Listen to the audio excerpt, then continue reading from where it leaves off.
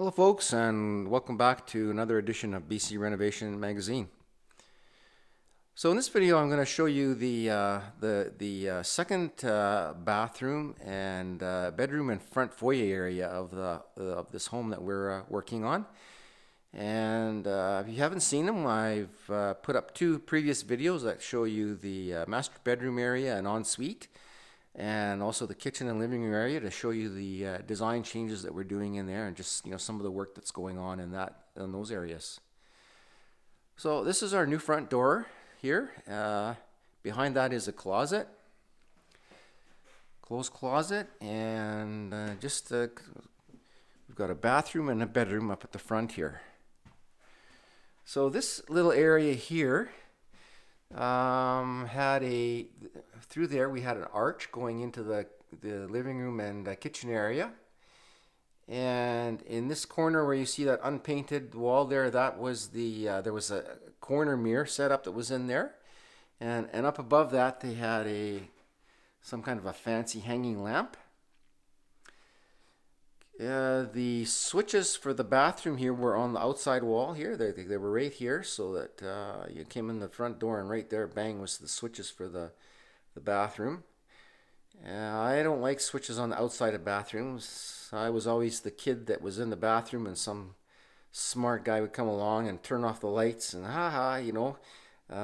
when you're in there going to the bathroom or having a bath or something, and all of a sudden you find yourself in the dark, and it's a big joke. So I have moved the switches for the bathroom fan and light into the bathroom. And these two outlets here, the one on the bottom is a dehumidistat, and the top one is a smoke alarm. So those are both things that are required. Now they were further in on the wall. So this wall was basically just a mess of electrical stuff. It had this goofy corner thing. And this is the front wall. When you come in from the front door, this is the first thing you see. So I wanted to clean that up, so I got rid of those switches. I moved those two outlets over to the right to create a wall here that you can do something with now.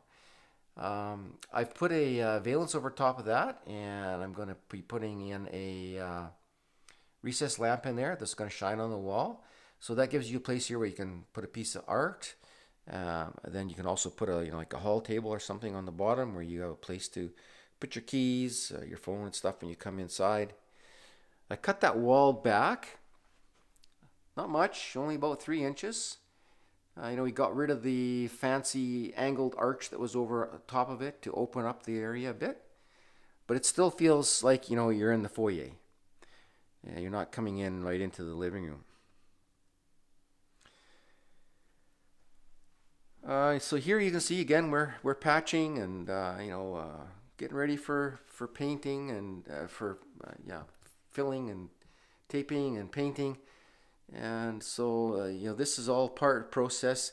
Now you can see that through here we cut out a swath. You can see that center section there. So when we did the outside work, we installed some outside lamps. If you can see them or not there up in the soffit. No, maybe not, it's too bright. Anyways, we put in three new recessed lamps outside in the soffits. So we had to get a switch for those. We had to get the wire from the switch. This is the switch here, this dimmer, and we had to get power to that switch. So we had to open up wall so that we could get all those wires in, and that's what was done here. So once the wires are in, then we have to patch it, and so we put the patch on there. So down here we still aren't finished. We still have some electrical that we do. There's an outlet out on the deck that's going to get wired in, and then there's going to be a wire that's going to come up from the underneath, and that will get tied into that box that you see there. So then that insulation will get replaced, and then this patch will get put on there, and then that will be done. There's a big hole in the ceiling up here. So I fixed that. And this is the main bath now. So the main bath had the original old little tin tub in here. We are putting in a new fiberglass deep tub. It's a soaker tub. No jets in this one, just going to be a soaker. Again, this kind of had the same setup as the ensuite bath, where we had this goofy corner vanity, which was no countertop and no storage space, just really a really bad setup. So we're changing that. We're going to go to a 45-inch vanity. You can see it marked on the floor there. So now we're going to have a nice counter here with a bank of drawers. Going to have a nice mirror over the top of this. And again, I've done a valance here, and that lamp will become a recessed lamp in the valance here.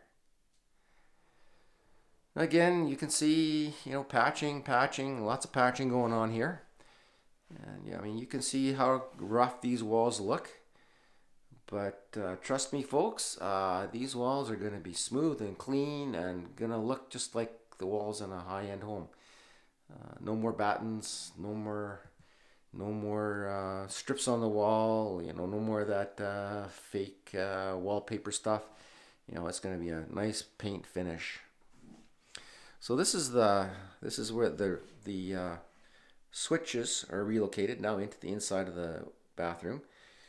And so I had kind of a bit of a surprise when I moved that.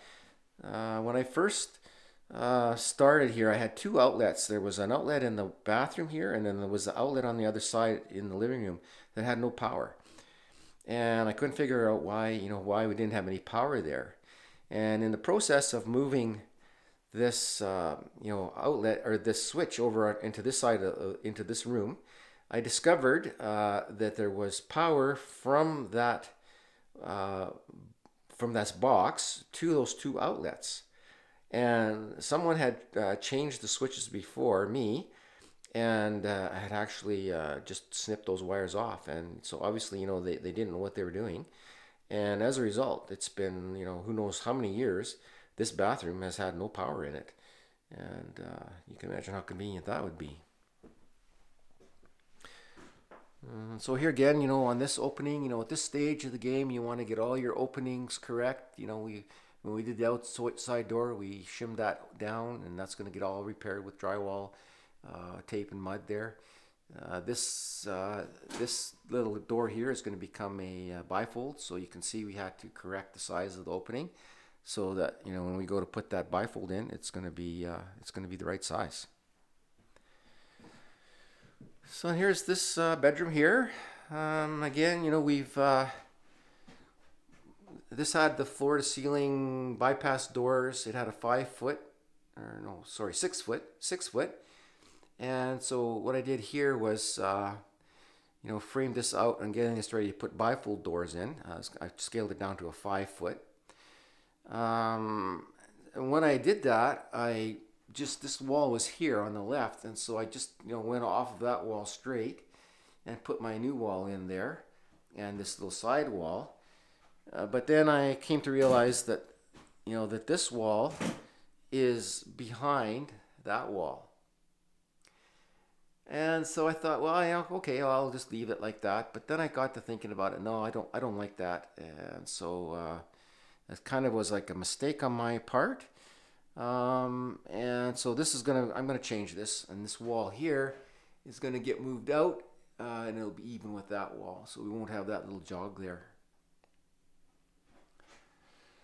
And so over here, this section of the wall was just so badly damaged that I just took a whole panel out of there, and I'll be replacing that with another full panel there. There was just too many patches to do on that wall.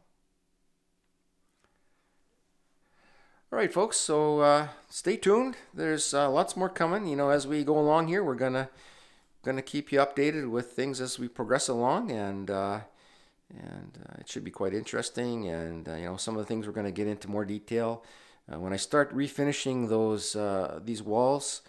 It's I'm gonna get quite detailed into that. We have a lot of interest in this. How you take these walls that are this rough, get rid of all the moldings and all the stuff that is in a mobile home typically, and just get rid of it and refinish those walls to make them look like in a nice home. without taking out all the drywall and without a huge expense. So yeah, that's all coming, folks. Thanks for watching. Bye-bye.